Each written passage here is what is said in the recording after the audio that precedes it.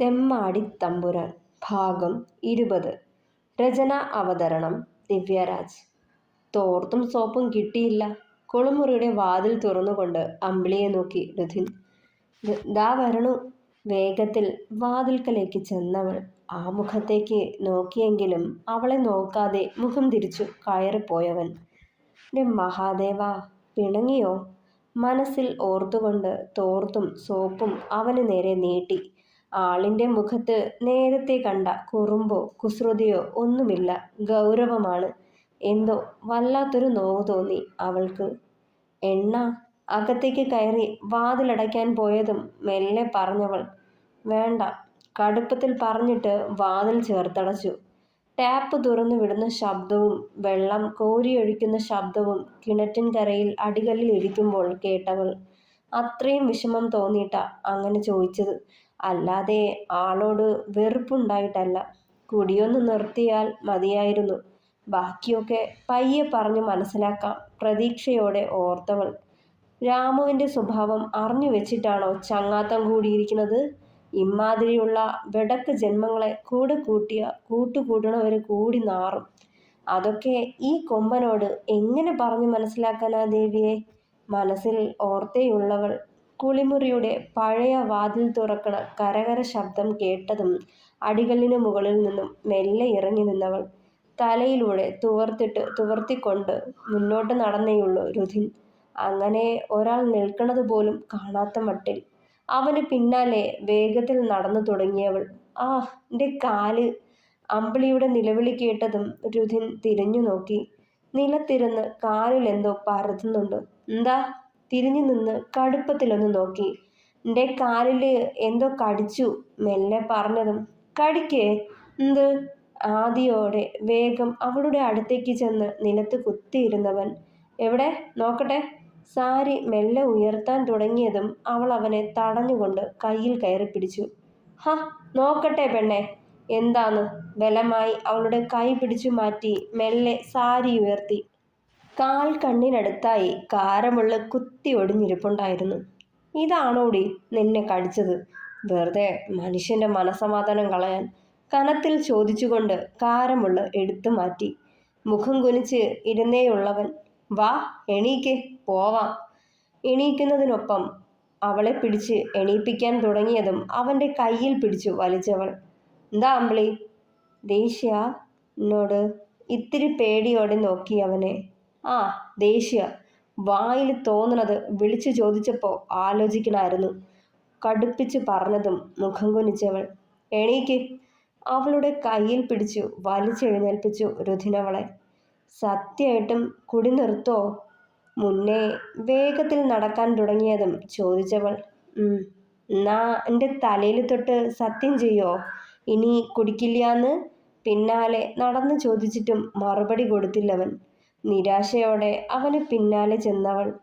പിന്നിലെ വാതിൽ മെല്ലെ തുറന്ന് അകത്തേക്ക് കയറിയവൾ. രണ്ടാളും കൂടി റൂമിൽ ചെന്നതും വാതിൽ മെല്ലെ അടച്ച് ലൈറ്റിട്ടു. അന്നേരമാണ് താൻ വാങ്ങിവെച്ച കറുത്ത ടീഷർട്ടും കൈലിമുണ്ടും അവൻ ഉടുത്തിരിക്കുന്നത് നേരാവണ്ണം അവൾ കാണുന്നത്. നേരത്തെ ഇട്ടിരുന്ന മുഷിഞ്ഞത് വാങ്ങി വലിയൊരു ബക്കറ്റിൽ കൊണ്ടുപോയിട്ടവൾ തല തുവർത്തിക്കൊണ്ടിരുന്ന തോർത്തെടുത്ത് അയ്യയിലിട്ടിട്ട് ഫോണും കയ്യിലെടുത്ത് കട്ടിലിനു മുകളിൽ വന്നിരുന്നവൻ.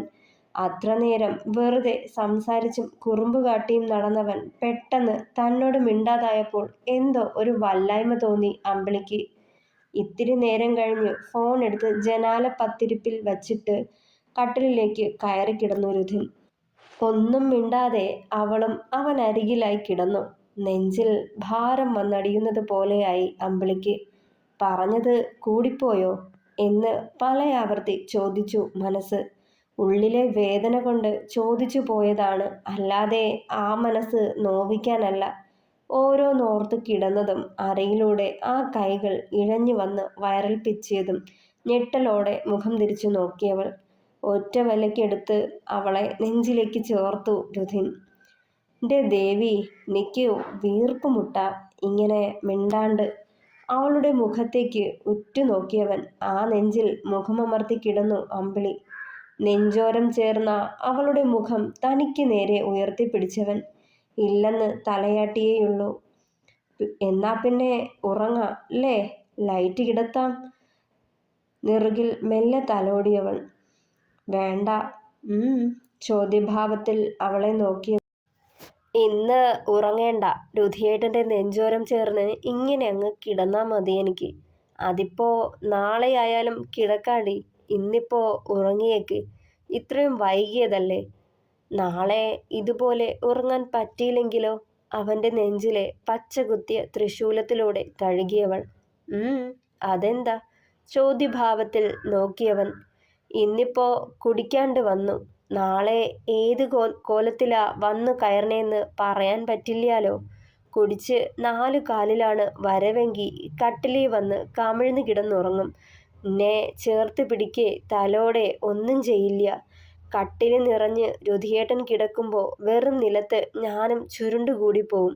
പറയവേ ശബ്ദം നേർത്തവളുടെ. കഴിഞ്ഞ 2 ദിവസങ്ങളിൽ തൻ്റെ മുറിയിലെ അവളുടെ ഉറക്കം എങ്ങനെയായിരുന്നെന്ന് മനസ്സിലാക്കവേ വേദന തോന്നി രുധിന്. അമ്പിളി, ഞാൻ പോട്ടടി. ഇനി അങ്ങനെ ഉണ്ടാവില്ല. വാക്ക്. അവളുടെ കൈ പിടിച്ചെടുത്തവൻ ചുണ്ടോട് ചേർത്തു.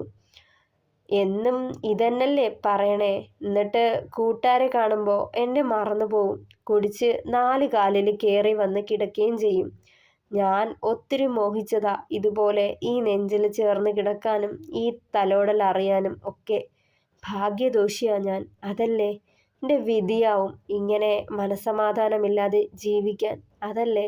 വീണ്ടും എന്തോ പറയാൻ തുടങ്ങിയതും രുധിൻ അവളുടെ ചുണ്ടുകളിൽ ചൂണ്ടുവിരൽ വെച്ച് അരുതെന്ന് തലയാട്ടി.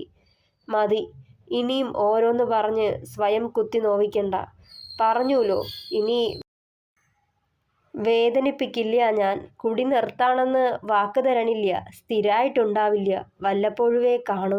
എന്നാലും കഴിഞ്ഞ ദിവസങ്ങളിൽ നീ കണ്ട പോലെ നിലത്ത് കാലൂന്നാനാവാതെ കയറി വരില്ല ഞാൻ. ഒക്കത്തിനും ഒരു നിയന്ത്രണമുണ്ടാവും. പോരെ? ഇരുകയ്യാലെയും അവളുടെ മുഖം കോരിയെടുത്തവൻ. ഉറപ്പാണോ?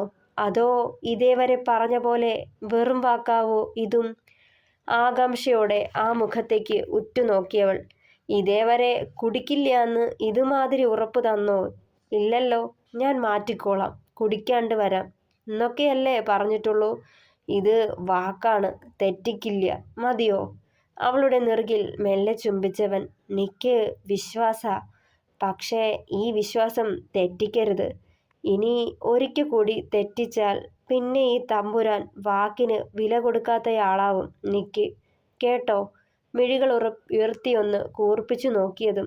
ഓ, ആയിക്കോട്ടെ. അതുമാതിരി നിക്കും ഒരു വാക്ക് തന്നിരുന്നു എൻ്റെ ദേവി. കള്ളനോട്ടത്തോടെ അവളെ ചേർത്തു പിടിച്ചവൻ അവനെ നോക്കി കണ്ണ് കുറുക്കിയതും. കുടിക്കാണ്ട് വന്നാല് ഈ നട തുറന്ന് അടിയനെ പ്രസാദിച്ചോളാന്ന് പറയുന്നതിനൊപ്പം അവളെയും കൊണ്ട് ബെഡിലേക്ക് മറിഞ്ഞിരുന്നവൻ. അവൻ്റെ ബലിഷ്ഠമായ ഉടൽ ദേഹത്തമർന്നതും ഉടലൊന്ന് വിറച്ചു അവളുടെ. മുഖം മങ്ങി. കണ്ണുകളിൽ പിടപ്പും ഭയവും തെളിഞ്ഞു. അത് കണ്ടതേ അവളുടെ മുഖമൊന്ന് തഴുകിയവൻ. ആദ്യം നിക്ക് തന്ന വാക്ക് സത്യമാണോന്ന് നോക്കട്ടെ. എന്നിട്ട് മതിയിട്ടോ നട തുറക്കലും പ്രസാദിക്കലും. ഇത്തിരി ഗൗരവം സൂക്ഷിച്ചുകൊണ്ട് പറഞ്ഞവൾ. എനിക്ക് തിടുക്കമില്ലാട്ടോ. അല്ലെങ്കിലും ഇവിടെ വെച്ച് വേണ്ട. അതുമല്ല എൻ്റെ പെണ്ണും ഓക്കെ അല്ലെന്ന് തോന്നുന്നു. നിന്റെ പൂർണ്ണ മനസ്സോടെ നിന്നെ അറിയാനാ നിക്കും ഇഷ്ടം. ഇരു കവിളിലും വിരലുകളാൽ ഉഴിഞ്ഞവൻ ആ കണ്ണുകളിൽ തന്നെ നോക്കവേ അവന് വിധേയയാവുകയായിരുന്നവൾ ഓരോ നിമിഷവും. നെറുകിലും ഇരു കവിളുകളിലും ചുംബിക്കവേ ഏറെ മോഹിച്ച നിമിഷങ്ങൾ തന്നിലേക്കും വന്നണഞ്ഞ സന്തോഷത്താൽ മനസ്സ് നിറഞ്ഞവളുടെ. ആ നിമിഷങ്ങളിലെല്ലാം ആത്മാവിൻ്റെ ആഴങ്ങളിൽ നിന്ന് തന്നെ നാരായണീയത്തിലെ തെമ്മാടിയെ കൂടുതൽ പ്രണയിക്കുകയായിരുന്നവൾ. ആദ്യ വിവാഹത്തിൽ തനിക്ക് ലഭിക്കാതെ പോയ പരിഗണനയും പ്രണയവും തണലും ചേർത്ത് പിടിക്കലും ഒക്കെ ആവോളം നൽകുന്നവനെ നോവ് കൊടുത്തിട്ടും അകറ്റി നിർത്താനോ വെറുക്കാനോ കഴിയുമായിരുന്നില്ല അവൾക്കും. ആ സ്നേഹം വീണ്ടും വീണ്ടും അറിയാൻ മനസ്സ് കൊതിച്ചുകൊണ്ടേയിരിക്കുകയായിരുന്നു. അതുകൊണ്ട് തന്നെയാണ് കരയിപ്പിച്ചിട്ടും പിന്നാലെ വരുമ്പോൾ എല്ലാം മറന്നവനിലേക്ക് ചേരാൻ മനസ്സ് കൊതിച്ചത്. ഓർത്തതെ അവളെ വീണ്ടും നെഞ്ചിലേക്ക് എടുത്തു കിടത്തി ലൈറ്റ് ഓഫ് ചെയ്തിരുന്നവൻ. തുടരും. പ്രിയപ്പെട്ടവരെ, അഭിപ്രായങ്ങൾ കൂടി പറയണേ. കഥ ഇഷ്ടമായാൽ ലൈക്ക് ചെയ്യുക, ഷെയർ ചെയ്യുക, സപ്പോർട്ട് ചെയ്യുക, കമൻറ്റ് ചെയ്യുക. താങ്ക്